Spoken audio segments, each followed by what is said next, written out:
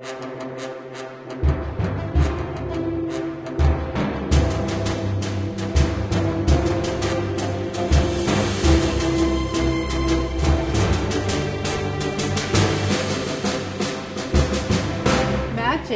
candidate for California's 26th district.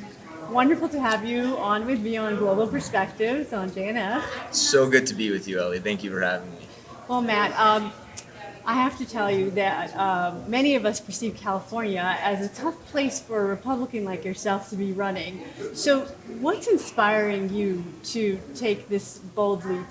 Well, I think everyone deserves the freedom and the opportunity to make their American dream a reality. And unfortunately, we've gotten away from that in California and across the country. Look, I'm the grandson of Holocaust survivors who came to this country as refugees. This country gave them a second shot at life, and through incredibly hard work, they achieved that. I inherited their love and pride and gratitude in this country. That's why, I spent my career as a federal counterterrorism prosecutor, going after some of our country's worst enemies, and that's what's driving me to run for this congressional seat now. Well, that's incredible, and it sounds like you already have a track record of giving back to our great country. So you said you're a grandchild of Holocaust survivors. Yes. How do you think that's informed you and what you hope to do in office? Sure. So, they came here under the worst possible circumstances. And when they got here, they didn't speak the language. They didn't have a penny to their name. But as I said, this country gave them the opportunity to build a new life. And they did that. And I'll tell you, their American dream was more modest than many others. They had a tiny Brooklyn apartment, but it was full of love and always good food. And so, growing up, there was no household where people were more proud and more grateful to be American. And my parents instilled that within me. I worked hard. They made sure of that as well. And when I had the opportunity to serve in a position that enabled me to protect the community and the country, it was just the most meaningful way to spend a career, and I'm blessed to have had that opportunity. As you look at your district, what do you find the challenges to be, and how do you want to address them? Look, first of all, parts of California may be a little wacky, but Ventura County, where I was born and raised, we are a common sense, middle of the road place. And it's a district that's ideally suited for a representative that cares about fixing problems. And so if people expect me to reinvent the wheel, they're going to be sorely disappointed. What are the conditions necessary to give people the opportunity to achieve their potential? You need safe neighborhoods. You need a strong economy that rewards hard work, and you need the very best schools for every kid, no matter where they come from or how much money their family has. And that's really what I'm fighting for. Well, those sound like local issues that I think if you look all across the United States, you would see those same issues being important to families. Do you think that those issues are getting lost in the national conversation? Sure. I think you hear a lot about critical race theory. The left is telling us that this is a bad country, systemically rotten country. Do you know what people in my district care about? That gasoline is $5 a gallon, that their kids' schools are shut and they've lost a year of education, that that inflation is actually lowering the value of their wages. So, the left is focused on these topics that middle-class Americans are not focused on. And I think that's to our advantage, and that's what we speak to in the district. Now, when you and I have spoken in the past, you've told me that your family history also lends you to feel passionate about the fight against anti-Semitism. How do you imagine that will play out when you are hopefully in office? I wish we weren't experiencing as a country what we are in terms of anti-Semitism. Not too long ago, there would have been immediate and swift bipartisan rejection of the anti-Semitic acts that we've seen throughout the country in the past year or so.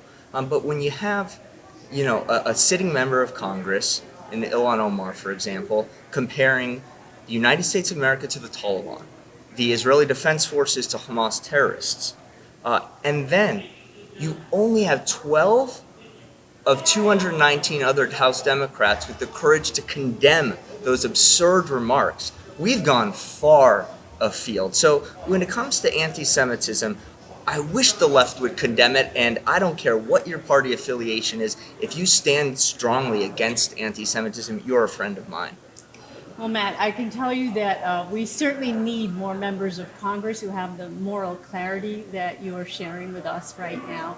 And I've actually written about what I said was American Jews' worst nightmare unfolding before our eyes, which was in May. I think that's what you're referring to, after the Gaza conflict in Israel, when for the first time in U.S. history, we saw conflict in Israel and then American Jews getting attacked on the streets of the U.S. And in Los Angeles, in fact, not too far from your district. Besides the condemnation of people like Rashida Tlaib and Ilhan Omar and the squad, who, like you just said, make these baseless accusations against Israel, calling Israel an apartheid state, accusing Israel of genocide, just, complete propaganda and lies. Do you have ideas on other ways that you would like to, in your district, help combat anti-Semitism and also, show support for the Jewish state of Israel? Absolutely, absolutely. First, and thank you for your leadership on these issues. I'm a prosecutor, not a politician. So when people commit crimes, especially heinous attacks like the attacks on the Jews that we saw, only 20 minutes from where I live, they need to be prosecuted to the full extent of the law. We have laws designed to punish people for attacks like that. The problem is, on the left, there's been a movement toward almost, I'll say legalizing crime, taking the side of perpetrators over victims, and nobody embodies that more than the DA in Los Angeles, George Gascon. And I think that he is afraid to speak out strongly against anti-Semitism. And when the chief law enforcement officer in an area is afraid to call out anti-Semites and their action and prosecute them to the fullest extent of the law, then these things will continue happening. So I think the federal government has a role in stepping up there, and local officials. Yeah, I couldn't agree with you more. We definitely need to see existing hate crimes. We need to see prosecution when we see hate crimes being committed, and we need to see enforcement. The United States is, I still believe, the greatest country on earth, and still the greatest country on earth for Jews to live in. But we are, like you're saying, seeing some shifts, especially in terms of law enforcement and just this demonization of the Jewish state and the Jewish people, which is causing a lot of issues for American Jewry. And I think this is a tide change in our history. We are talking right now at the Republican Jewish Convention. This year's gathering, I'm sure there have been many in the past that were, humongous powwows, but we've got what many believe are the Republican presidential primary candidates, all represented here over the next 2 days. For our audience, what do you think they need to know about someone like you running for office, again, in California, which is not particularly a blue state? I'm sorry, it's not a red state. In a bit of a blue state. Yeah. What do you think our audience needs to understand about, why you're running and why you think it's important to run? Sure. Well, look, I had the dream job. I got to prosecute terrorists, child sex traffickers, mafia bosses. I never would have left that job for this world if I didn't know that we not only can but should take back a seat like Ventura County, which, by the way, is where the Ronald Reagan Presidential Library is located. And I think what we saw last week in Virginia and New Jersey, I've been seeing on the ground in my district for months now. And it's that people believe in the principles that the Republican Party stands for: individual liberty, limited government, free enterprise, and most importantly, equality of opportunity. And by the way, that crosses all racial, gender, every line. And so we talk about principles and values, timeless American principles and values, and the message is being heard. I think Virginia, New Jersey are proof of that, and I'm excited to see what happens in California next year. And I'll tell you, Last cycle in California, we flipped 4 blue seats. Mike Garcia, Young Kim, David Valadeo, Michelle Steele. No kidding. More than any other state, yeah. Wow. And there's 4 or 5, maybe even more, that we're going to flip this cycle too. Well, it's been wonderful to speak with you, and I certainly wish you all the best of luck. Tell our audience, how can they follow you on Twitter, social media? How can they find you? Thank you so much. It's a real pleasure being with you, Ellie. My website is www.mattjacobs4congress.com. Follow me on Twitter, Instagram, Facebook. Matt Jacobs CA is the handle, and we'll keep you posted on all the great things we're doing for America and our community. All right, Matt Jacobs CA for Congress, right? Did I get that right? Well, the website is mattjacobs4congress.com. MattJacobs4Congress.com. And all the social media handles are just Matt Jacobs CA. Matt Jacobs CA, you met him here. Let's go out and support Matt Jacobs. Wonderful to have you on Global Perspective. Real pleasure, Ellie. Thank you so much. Noah Malgeri, running for Congress in Nevada's 3rd District. Thank you so much for joining me on Global Perspective. No, Ellie, it's a pleasure to be with you. So Noah, you are someone who has already served our country. I would say in the military, that's almost the highest form of service that anyone can do. Tell me a little bit about that. Well, thank you so much, Ellie. It was an honor to be able to serve in that capacity, to have the opportunity to serve this country, and I've tried to continue to serve. It's always been a passion of mine to try to continue the great legacy we have in the United States of freedom, personal autonomy, self-governance, and liberty. I think it's a beacon of light, and we've helped so many people worldwide. And I wanted to be a part of that. I wanted to contribute to that and participate in that in a meaningful and an actual way, you know. And so I've looked for opportunities to do that. I mean, I've served in the military. I ran a large legal nonprofit in Vegas here, helping foster children and survivors of domestic violence and sex abuse and getting free attorneys. But honestly, this America that we have right now, it's not self-executing. You need to maintain it. It takes a contribution, it takes participation by our citizens. We all have to get involved.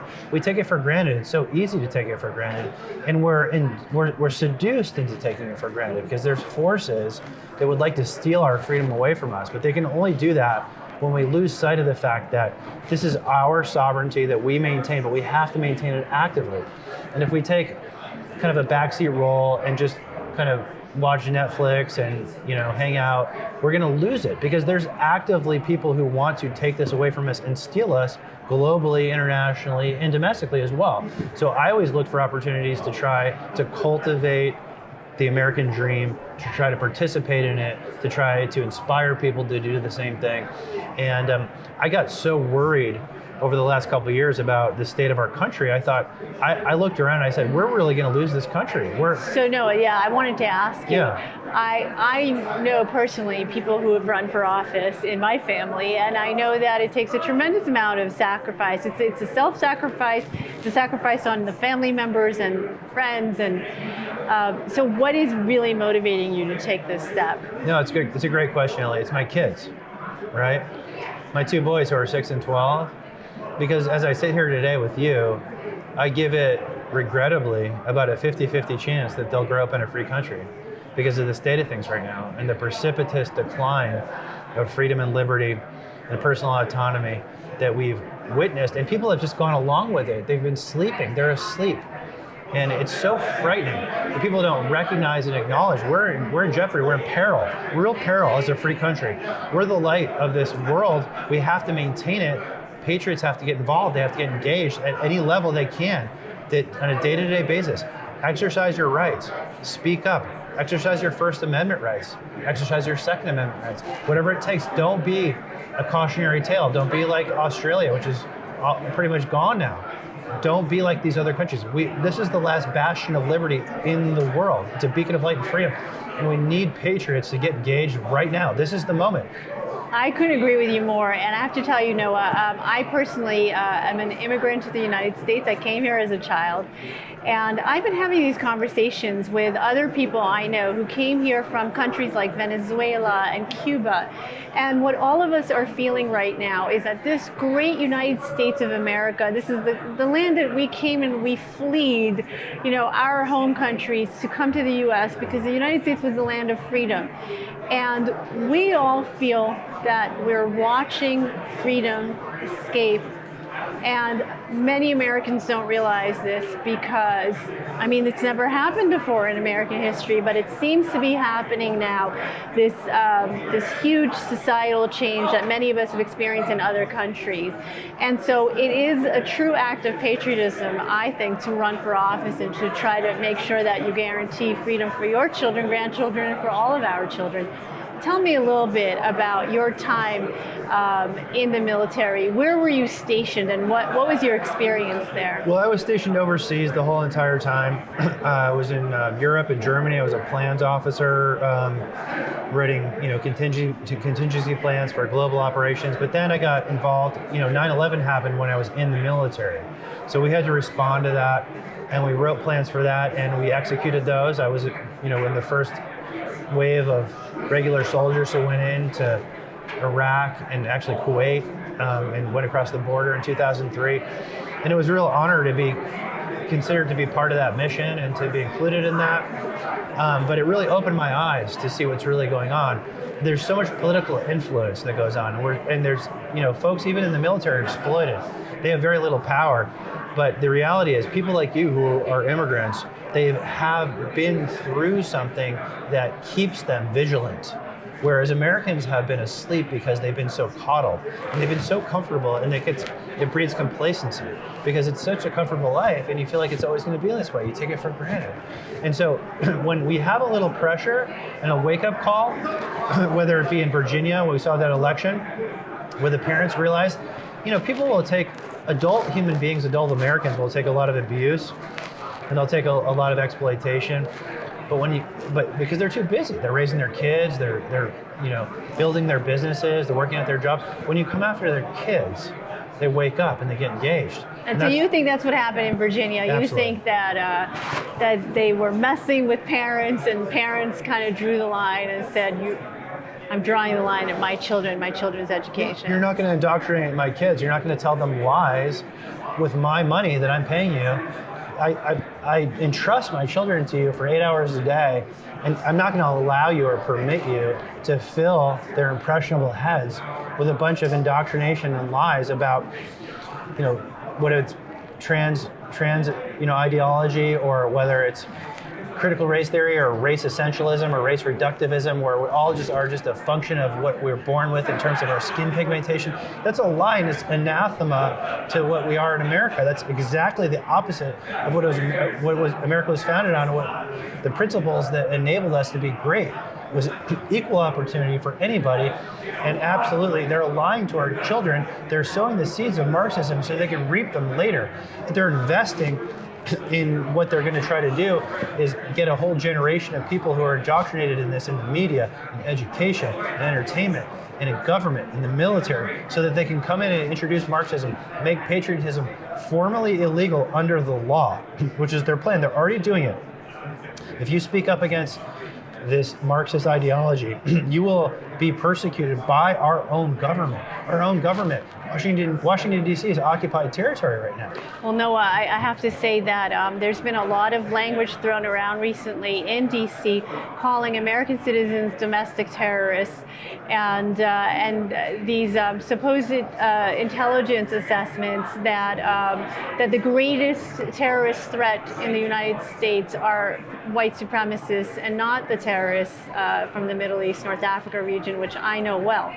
And speaking about the MENA region, with your experience in the armed forces, I know what I've been hearing since the Afghanistan withdrawal is that there has been a tremendous hit to the morale of our armed forces. I'm curious your thoughts on what took place with the Afghanistan withdrawal. Yeah, it's a great question. I'll tell you exactly what happened. So Afghanistan is one of the most critically important pieces of real estate in Asia, and actually globally, because China has a 47-mile border with Afghanistan. Afghanistan shares a 560-mile border with Pakistan, both of which are nuclear-capable nations. I'm sorry, a 1,600-mile border with Pakistan, 560-mile border with Iran, which is also nuclear aspiring, right? They have $1 trillion of rare earth minerals. They have a border with China. China sees that our presence in Afghanistan as a bulwark against their expansionism in Central Asia. They already have a deep water port in Pakistan because they've taken over Pakistan. They have a deep water port into the Arabian Sea, all the way to the Pacific. Now they want to get all the way to the Mediterranean. The only thing in the way was Afghanistan. Afghanistan, then you have Iran, and then Syria, you're at the Mediterranean. So now that we've handed over Afghanistan to the Chinese Communist Party, because they're in bed with the Taliban, Chinese planes are on the ground in Bagram Airfield now, okay? And that was by design. Joe Biden handed that over. So now they're gonna take over Iran, Syria, they'll have the whole entire Asian continent, which is their design to impose Marxism globally on the entire world, including the United States, which is the only thing that can stop them. The only way we can stop them, and I can see this as a military member. You know, Afghanistan, people don't understand how significant this is militarily. We left $90 billion of weaponry in Afghanistan to our mortal enemies who've killed thousands of American soldiers. We should have given those weapons to the Taiwanese. We could have, to protect themselves. We could have given these weapons to anybody who needed them. We gave them to the Taliban. Now, this is traitorous. I've called this traitorous on national news repeatedly because it is. As I was a former Army prosecutor, I prosecuted courts-martial. I think Mark Milley is a traitor. This is disgusting. And I'll tell you something. Mark Milley has gone on television and he says that the Afghanistan withdrawal is quote unquote a strategic failure. So that's his own language. And look, you know, the fact that the Chinese, I had seen reports that the Chinese were interested in taking over Bagram. I didn't know that you're saying that there is already Chinese airplanes on the Bagram airbase. And that certainly is very worrying. I think that the United States and the American people are showing less and less appetite for getting involved in military matters overseas. But my belief is that what happened in Afghanistan is a disaster for us, and that before long, we're going to have to go back into the region. I just don't see that the Taliban, ISIS-K, and Al-Qaeda is about to leave the United States alone. No, I mean, and we brought all these folks into the United States domestically on an aircraft all over the country and spread them all over the country. This whole thing was intentionally to destroy America, weaken America vis-a-vis China. It was actually called for by the Chinese. Joe Biden is a puppet of the Chinese government. He's owned because all the dealings that he had was he was vice president in the Obama administration and his son had in China. He's bought and paid for by the Chinese. They could destroy him at any time. They helped install him illegally and illegitimately. So what they call the shots, okay? They told him get out. That's why there was no preparation made at all by any agency, by the military to withdraw. Nobody ever thought that a Democrat president would withdraw from Afghanistan, which is the biggest nation-building boondoggle in the history of mankind, because that's one of the biggest clients of the Democrat Party is the military-industrial complex. It's money for ages for all the military-industrial complex. The Democrats support that, but Joe Biden did it. Why did he do it? No one knew. No one in his administration prepared for it. Yeah, no, we haven't. I have to say, we have not received any answers on the fiasco that Afghanistan withdrawal is. Well, I know our time is running out. Noah, it's been wonderful to have you on with me on Global Perspectives. For our audience, if they want to find you and find your work, tell us your website, your social media. Well, thanks, Allie. Just go to www.noah, N-O-A-H, the number 4, NV, our state initials.com. And you can learn more about me, see some of my op-eds on this. I've written extensively on this exact issue and many others. And all my media appearances, you can find it on the internet. I'm running for U.S. Congress, and I hope to defeat Susie Lee and be an America First conservative to take back the country for our children. Wonderful. Noah Malgeri, thanks so much for joining us on Global Perspectives. Esther King, running for Congress in Illinois' 17th District. Wonderful to have you with me on Global Perspectives for JNS. Thanks so much. Thank you, Ellie. It really is neat to be here at the conference for RJC and to get to sit down with you. Fabulous. So tell me a little bit about you and what's inspiring you to run for office.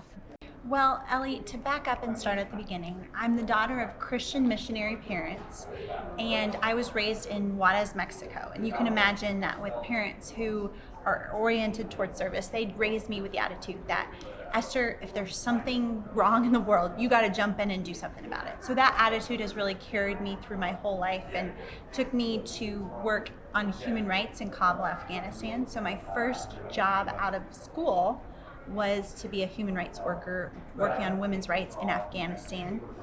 And that inspired me to really see the value of law. And I came back to the United States and went to law school, went to Northwestern University School of Law, and then I ended up joining the United States Army as a JAG officer. So I serve as an attorney in the Army and was on active duty and came to the Rock Island Arsenal in the Quad Cities, which is in western Illinois, where I'm running for Congress. And you don't live there very long without realizing that we deserve better representation. So I decided to run for Congress, ran in 2020, and came very close to winning while being outspent by $5 million. Wow.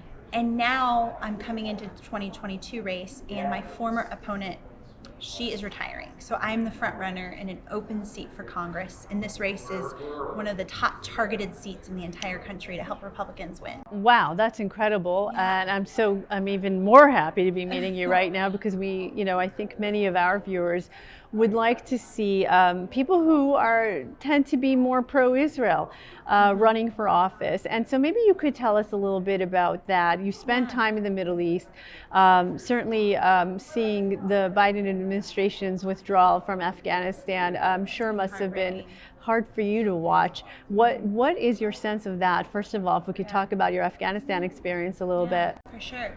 So when everything happened in the month of August, I was heartbroken. But I'm someone, like I mentioned, my parents raised me to say, like, I'm someone of action that's like, I got to do something. Like, what can I do to help? And so I jumped into action immediately, started working my military networks. I started working my political networks from running for Congress and just called everybody I knew. Do you know anyone that's in Kabul right now? Do you know anyone on the ground? Do you know anyone on the ground? And immediately started helping all the women that I knew to help get out of Afghanistan. So I was able to help through all that just sheer effort. People have asked me, how did you help? I'm like, just miracles. Like, that's the only explanation I can make. But I ended up being able to help 51 women get out of Kabul, Afghanistan. That's incredible. And that's really saving lives. So I'm sure that they are so deeply appreciative to you for doing that. And so when you look at your district, and this is incredible to hear that you're saying that even in Illinois, which I don't think is known necessarily as a red state, that you think that there's a real fighting chance there. What are the issues that you are hearing from your hopeful constituents that they care about right now? Yeah. Well, right now, whether Democrat or Republican, especially in the Midwest where I live, it is just, we're common sense, regular Americans that are really upset with what's happening in Afghanistan. Like, people are just heartbroken like me on that issue and wondering, when are we going to lead as America? That's certainly a huge issue. People care about inflation, and every single one of us are worried about, it costs almost like 30% more to fill up our gas right now, and those just really just like regular economic issues really matter to people. And so Democrat or Republican, people just want to get America back to working again and actually being a functional government. I mean, right now we're seeing all the reconciliation and infrastructure bill hoopla that Nancy Pelosi is driving, and it is the very definition of dysfunctional government. And us regular Midwesterners are not on that page, and we're not far left. Even the Democrats in my district they're not supportive of defunding the police or these progressive socialist government takeover programs. And so it's really about, look, we want to live our lives, we want to serve and give back to our communities, and we want the government to help when it can help, but we don't want it running our lives for us. So it's really about getting back to the basics and making government functional right now. Esther, as you go through your district, are you finding that some of the issues that people do care about on the local level, is that getting lost in the national conversation? Because the national conversation, as you know, has been so focused on everything that divides us, dividing American people by race, by ethnicity, a lot of creating gender confusion, really. There's policies that are trying to take control away from parents in terms of their children's education. This is what we're seeing on the national conversation level. What do you think the people in your district are feeling about all this? Yeah, well, I believe that some of the Washington, D.C. politicians are in a bubble, and they need to get out and just talk to Americans and just have a conversation with someone who's trying to feed their kids, trying to make sure their kids are being educated and getting a good schooling, and not shutting down schools because of potential COVID fears and all these things that just parents are fed up and business owners are fed up. I mean, in Illinois, I've already talked with many business owners who are trying to figure out, what do I do with this vaccine mandate? I talked to an owner of a business, he owns a cleaning business, and they've been successful, and they just have grown to the point where they have just over 100 employees. And so it just barely applies to their business, and they're like, we've got 30% of our employees that we're either gonna have to fire or like, and no one's being empathetic to actually ask regular people, what is it about the vaccine that scares you? And just this business owner is like, we're either going to have to fire like 30 people or pay thousands of dollars in fines, and both options will tank our business. What do we do? And so it really is about the government supporting people and being behind people and not actually interfering with or trying to run our lives for us on a day-to-day basis. That's what I hear again and again and again from moms and dads and grandparents and business owners and you name it, union workers as well. That's a huge demographic in my district, and they just care about having the resources to live their lives and be able to go about like taking care of their families and giving back to their communities. Yeah, and I think that giving back is something that all of us should be doing. And and when you run for office, I don't know how much people in the audience realize this, but anyone who runs for office is truly giving back, because it takes a huge personal toll. And so first of all, I just want to commend you for doing that. Clearly, you're someone who, like you said, you were raised with service, and you served in the U.S. Army, and you were in Afghanistan as a humanitarian. That's quite the track record that you bring, and as a woman, I think people should be really pleased to see a woman like yourself running for office. Let me ask you one last question. We are at the Republican Jewish Coalition Convention in Nevada right now, and so for this group, foreign policy matters a lot. Right. So can I ask a little bit your thoughts on the U.S.-Israel relationship? Yeah. I'm here because I'm passionate about that very topic, Ellie. And I've been honored and blessed to have traveled to over 59 countries in my life. And in the beginning, as a missionary daughter, like many of my trips were for service and that type of orientation. And in the beginning, I traveled a lot because it was adventurous, and I got to expose myself to lots of, everybody's different. Let me go learn about this culture and that culture.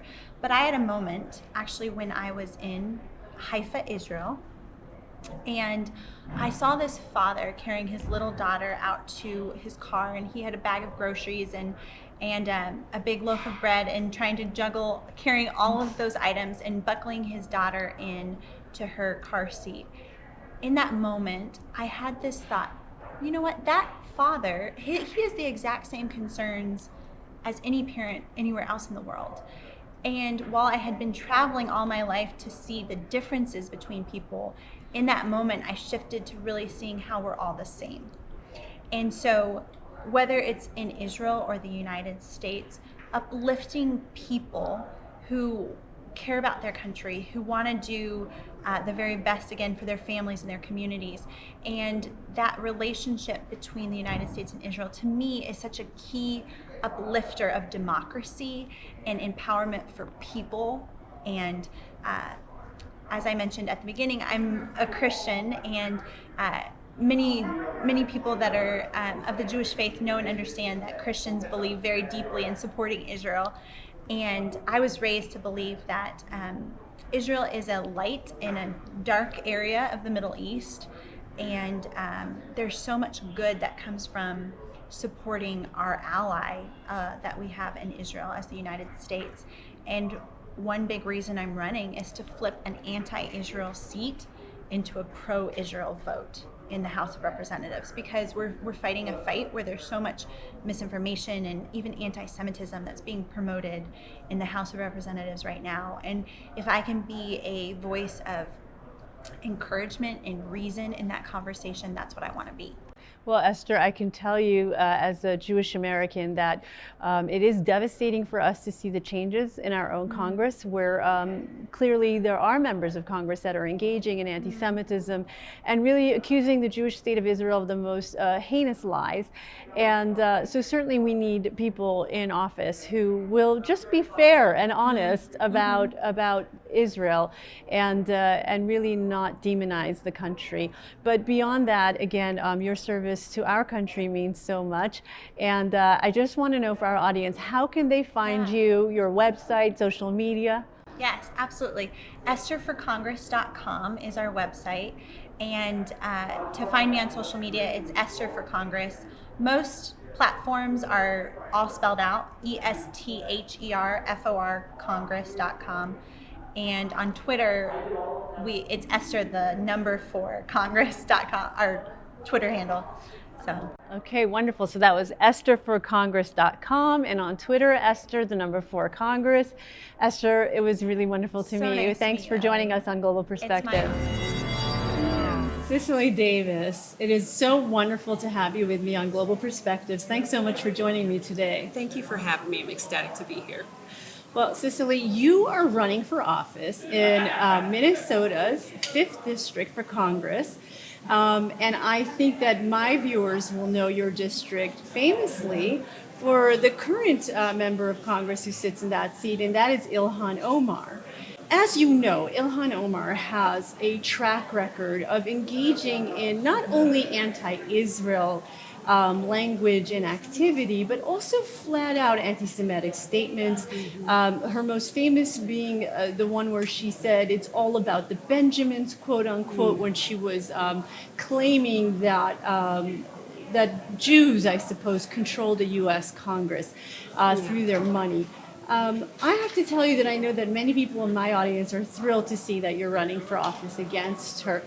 What are things like on the ground in your district right now? Well, I can tell you that things are feeling very optimistic. Of course, we had a phenomenal night in the district, and of course, looking at the race in Virginia, feeling also encouraged in spite of the outcome in New Jersey. We realized that when you put socialism on the ticket, people apply common sense, and it comes down to those kitchen table issues. And so we're feeling very encouraged in Minneapolis right now. As you know, we're ground zero for the defund the police. And so the people came together. They decided that, you know, what we care about is leadership that will not incite, it will not divide. We need someone who will unify, and that's what I'm looking to do. Well, that's fabulous. And to just stay on what you were discussing right now, there was a measure on the ballot to fully defund the police. Is that right? And your voters voted against that. Is that correct? That's correct. At an alarming 57%, resounding 57%. And so what you're talking about is, regardless of how people identified politically, you had red and blue coming together. And my district is heavily liberal. But that night, it showed that common sense is what prevails. The people are tired. They are tired of being angry. They're tired of offense. They want leadership that's going to provide real programs, real policies that help everyone. They're looking for someone who will represent them, who will be a voice, and who will have real solutions. And so there's just simply no room for tyrannical socialist agendas. And so for that reason alone, she must go. Yeah, I couldn't agree with you more. And Ilhan Omar, just for the record, has been a complete leader on the defund the police movement, and so I would have to believe that this vote in your state should really give her the message loud and clear that the people don't want that agenda that she's pushing. But to drill down a little bit more on other issues, what do you think the people of your district do care about? So they've rejected defunding the police. You said that it is a very liberal district. I myself had the impression, because Ilhan Omar is a Somali immigrant, that the district is this, overwhelmingly Somali district, and I was told that is actually not the case. That is correct. And so that's the assumption. And I can help everyone and let them know that that is not the greater. That is only about 16.3% of the district. The majority of the district is actually 63.3%, what we would consider white liberals. And so what we have to do there is figure out what they actually care about. Well, they certainly showed up on Tuesday and showed us what they care about. They want to feel safe. They also want to, education is a big, huge issue. People still believe in quality education. They want a future for their children. And so the idea of paying attention to a curriculum, having parents choose curriculum and being able to decide what children are being taught is a huge issue. We also want literacy rates and graduation rates to be high in our district. And so both sides care about that. And then the vitality of Minneapolis. Summer of 2020 was brutal on Minneapolis, and so they want that back. They want to enjoy everything that Minneapolis has to offer. We have to figure out ways that we can incentivize businesses so that we can get people back in the workforce so they can contribute to the economy so we can get the Star of the North back. So what I find ironic in districts that are very liberal like yours is that perhaps the voters who voted in Ilhan Omar and have voted for her again since her first election, they look at her and they see black skin and they see a hijab on her head, and they think to themselves, I mean, often, let's be real, the liberal voter is often white, college educated, plus educated, and fairly well to do, Sure. what some people might call a limousine liberal. And so they look at Ilhan Omar and they see the dark skin and they see hijab on her head and they say, oh, woman, third world, I need to support that, no matter what kind of hatred she's spewing from her mouth. What do you think is possible in terms of really kind of finding a new narrative and almost educating limousine liberals in that way? I think that, again, they showed us on Tuesday that they are willing to look a different way. I think that what I'm trying to do as a leader is not only provide programs and policies, but to really open up and provide a permission structure for that demographic. And what I mean by that is allowing them to say, perhaps my intent was good. I saw the dark skin. I thought that I was being, helpful. My intent was to do good. But you know what? She really pushed me too far. I simply can't feel good about who I am and how I vote and what this leader has turned out to be at the end of the day. And so it's okay to make a different choice. And so that's what I'm hoping to be for these people. That demographic, is open right now. There is no better time than right now. I think that there is infighting with progressives, and there is infighting in the Democratic Party. And so this is the time they are realizing that, we can identify a different way. We can rewrite that narrative. We can start a new story for what Minneapolis is all about.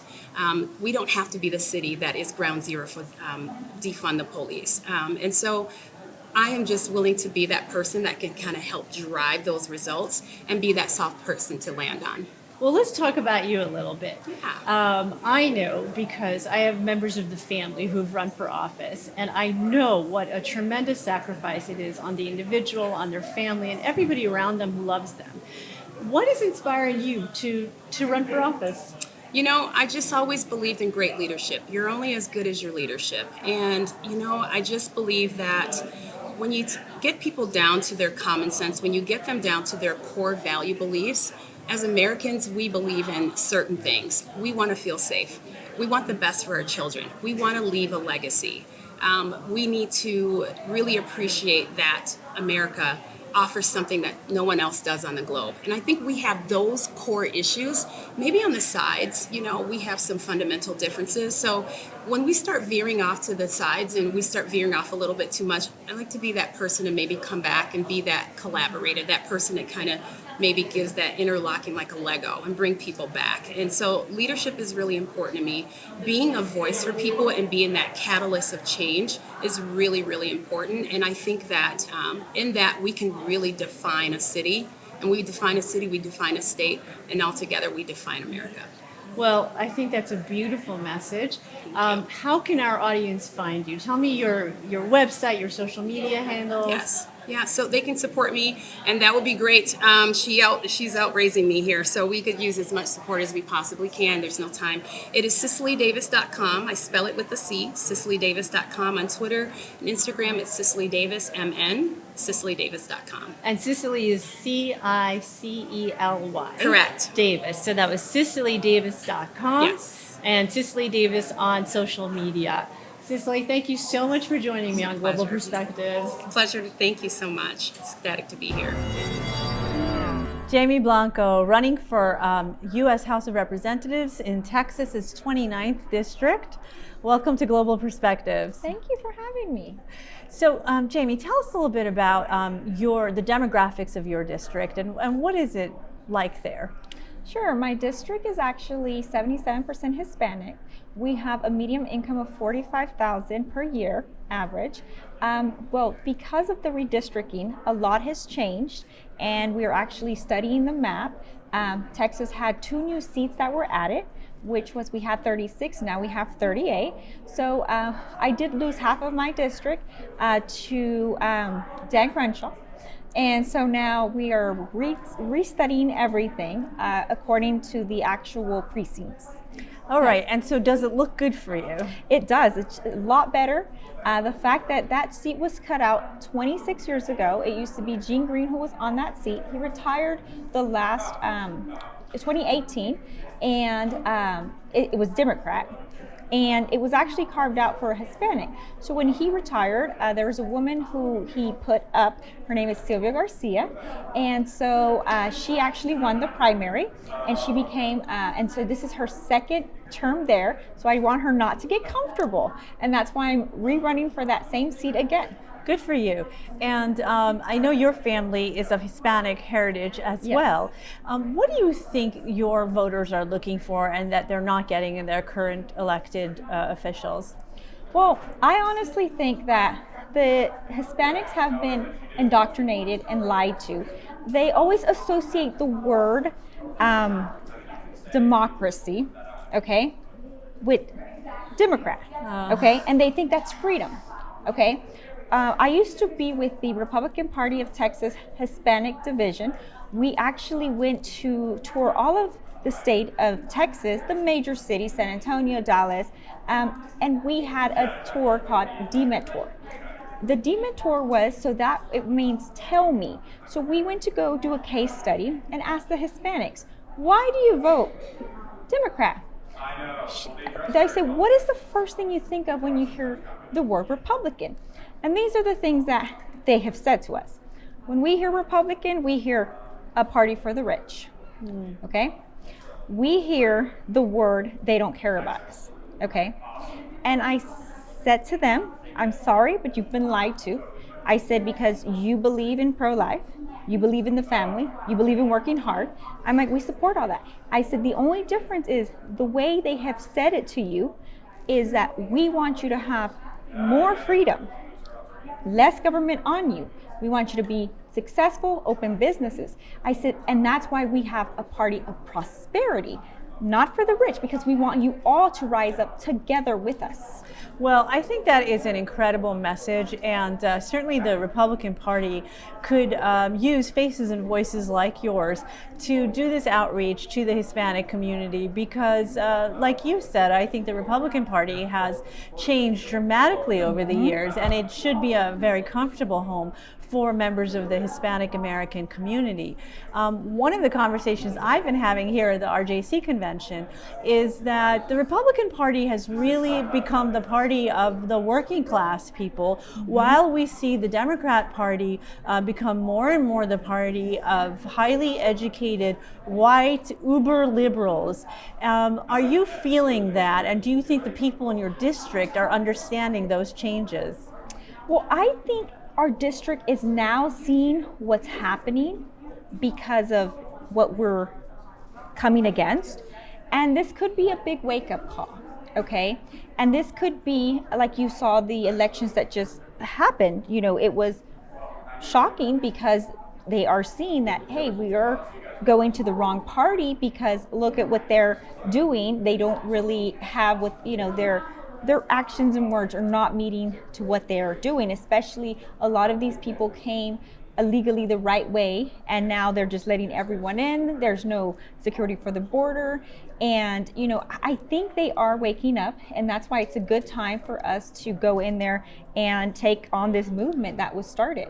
So wait, I want to stay on this for another Sure. moment. Are you seeing that Hispanic Americans care about illegal immigration and they care about U.S. border safety? They do.